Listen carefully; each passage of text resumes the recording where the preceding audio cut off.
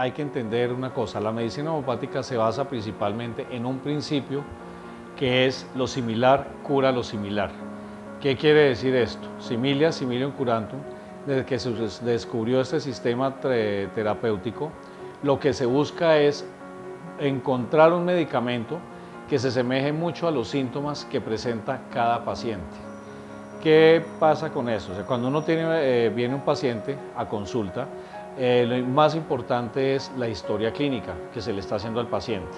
Es importante esa interrelación médico-paciente para poder extraer los síntomas principales que presenta ese paciente, y esto nos va dando la guía para escoger un medicamento que se asemeje a todos los síntomas que presenta el paciente, lo más similar que sea posible.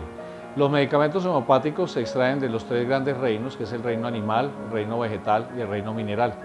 De aquí se extraen lo que se llaman los principios activos, que son los que tienen acciones farmacológicas comprobadas científicamente, que tienen su acción. Eso quiere decir, para que ustedes entiendan mejor, que si yo le doy a un paciente un medicamento que no le corresponda a los síntomas que él está presentando, el paciente empieza a presentar esos síntomas. La medicina homeopática no necesita grandes cantidades de medicamentos, como vemos, y muchos de los que han tenido experiencia con medicina homeopática, con solo goticas o con solo globulitos, unos pocos glóbulos, unas pocas gotas, el paciente puede tener remisión de sus síntomas y empezar a sentir curación de su enfermedad.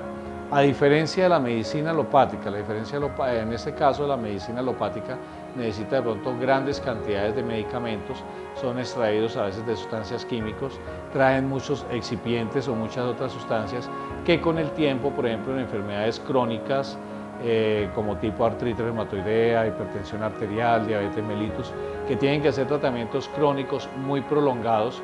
Desafortunadamente, muchos de los medicamentos alopáticos pueden traer efectos colaterales que pueden tener hepatotoxicidad, o sea, producir lesión a nivel hepático, o toxicidad a nivel renal, que pueden producir alguna insuficiencia renal con medicamentos prolongados como son los corticoides, también los que llaman síndrome de Cushing, que por el uso de corticoides a largo plazo pueden empezar a tener ese tipo de problemas.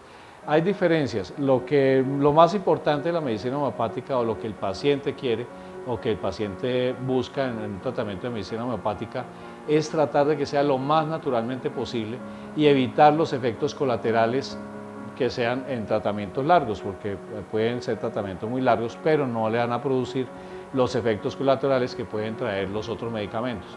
Esa es una de las grandes diferencias. La otra cosa es que una consulta con el terapeuta que trabaje con medicina homeopática es una consulta que no puede ser ligera, es una consulta que mínimo el paciente de primera vez tiene que contar mínimo con 1 hora o 1 hora y media a veces, para uno poder hacer esa interacción con el paciente y poder extraer y sacar básicamente los síntomas principales de ese paciente para poder escoger el medicamento. Esto no quiere decir que la medicina homeopática no tenga tampoco contraindicaciones. Tiene que ser muy exacta en escoger el medicamento, porque como les decía y les explicaba anteriormente, si no se da el medicamento que corresponda a ese paciente, el paciente puede empezar a tener esos síntomas. Esas son una de las grandes diferencias, y por eso muchos pacientes buscan el sistema homeopático de tratamiento para sus enfermedades crónicas o enfermedades agudas, tratando de buscar que sea de la forma más natural y evitando al máximo los efectos colaterales.